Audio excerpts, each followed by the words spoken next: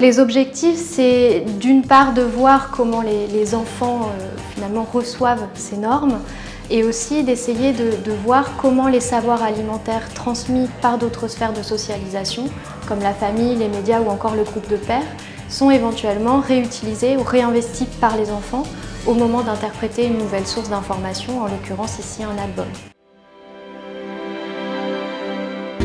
J'ai dans un premier temps étudié un corpus de 110 albums qui ont été publiés entre 1900 et 2012 et qui portent sur l'alimentation. Et j'ai par la suite réalisé plus de 120 entretiens semi-directifs avec des enfants âgés de 5 à 8 ans.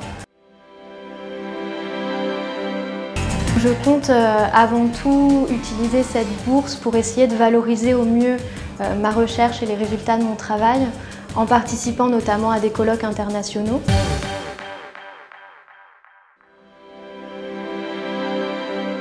Le principal objectif, c'est d'aider à la définition de nouvelles recommandations de prise en charge nutritionnelle pour aider les diététiciens, les diététiciennes, les nutritionnistes aussi, à donner des discours qui s'adaptent plus aux réelles attentes et besoins des malades. Mais c'est aussi du côté du malade d'améliorer sa qualité de vie au travers de l'alimentation.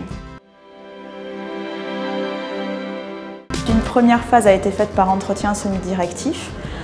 Donc là, j'ai rencontré plusieurs fois une vingtaine de malades pour voir comment leur pratique alimentaire évolue donc du moment du diagnostic de la pathologie jusqu'au 4e ou 5e mois de traitement. Et après, dans un second temps, j'ai fait une méthode quantitative, donc par questionnaire, donc là à plus grande échelle, on a rencontré 182 personnes. Et j'ai également fait du coup des observations dans les services de prise en charge. Aujourd'hui, elle me permet de terminer, je dirais, plus confortablement ma thèse. Après la soutenance, ça me permettra d'avoir un temps aussi supplémentaire pour valoriser mon travail, donc par des publications d'articles par exemple, qui demandent un certain temps, ou alors construire un projet professionnel autre qu'académique.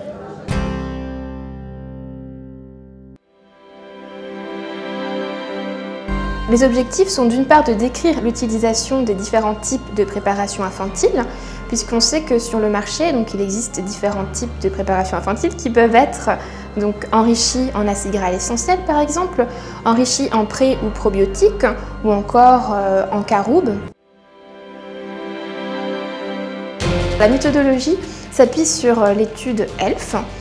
C'est une cohorte française, c'est l'étude longitudinale française depuis l'enfance, qui a débuté en 2011. Plus de 18 000 enfants ont été recrutés et seront suivis jusqu'à leurs 20 ans. Et donc du coup, dans le cadre de mon projet, nous nous sommes intéressés à la première année de vie de l'enfant. De 3 mois à 10 mois, des questionnaires ont été proposés aux mères qu'elles ont remplis chaque mois pour qu'on ait un relevé vraiment détaillé de l'alimentation de l'enfant et de type de préparation infantile qu'ils ont reçu. La bourse de la Fondation Nestlé va me permettre de pouvoir terminer mon projet et amener à une publication.